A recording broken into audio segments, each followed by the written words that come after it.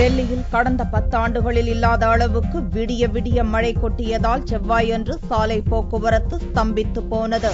பனிமூட்டம் காரணமாக குளிரில் நடுங்கிய டெல்லியில் வெப்பநிலை ஓரளவுக்கு சகஜ நிலைக்கு திரும்பியது. இந்நிலையில் திங்களன்று நள்ளிரவு திடீரென இடியுடன் பலத்த மழை கொட்டியது. இரவில் மட்டும் 50 மில்லிமீட்டர் மழை பெய்ததாக வானிலை ஆராய்ச்சி மையம் அறிவித்தது. குளிர்காலத்தில் இந்த அளவுக்கு அதிக மழை பொழிவது 10 ஆண்டுகளுக்கு பிறகு இப்போதுதான் முதல் முறை என்பது குறிப்பிடத்தக்கது. விடிய விடிய மழை கொட்டியதால் டெல்லியின் பல சாலைகளில் மழைநீர் தேங்கி நின்றது. செவ்வாயன்று காலையில் பல சாலைகளில் போக்குவரத்து பாதிக்கப்பட்டது. டெல்லியில் திடீர் மழையின் காரணமாக புதன்கிழமை அன்று வெப்பநிலை குறைந்து கடும் குளிரான சீதோஷ்ண நிலை நிலவும் என்று வானிலை ஆராய்ச்சி மைய இயக்குநர் துரைசாமி கூறினார். 7 तारीख से रेनफॉल एक्टिविटी नहीं रहेगी, स्नोफॉल एक्टिविटी भी नहीं रहेगी.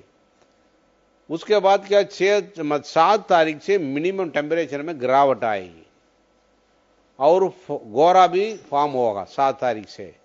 वो रहेगी 7 से लेकर 10 तारीख तक. தில்லியைப் போலவே பஞ்சாப், ஹரியானா, உத்தரப்பிரதேசம், ராஜஸ்தானிலும் மழை கொட்டியது. சில இடங்களில் ஆலங்கட்டி மழையும் பெய்தது. அதே நேரத்தில் காஷ்மீர், ஹிமாச்சல பிரதேசம், உத்தரகாண்ட் போன்ற மாநிலங்களில் கடும் பனிப்பொழிவு காணப்பட்டது. இதன் காரணமாக காஷ்மீரின் பிரதான நெடுஞ்சாலையான ஸ்ரீநகர் ஜம்மு நெடுஞ்சாலை செவ்வாயன்று தொடர்ச்சியாக 3வது நாளாக மூடப்பட்டதால் ஏராளமான லாரிகள் ஆங்காங்கே நிறுத்தப்பட்டிருந்தன.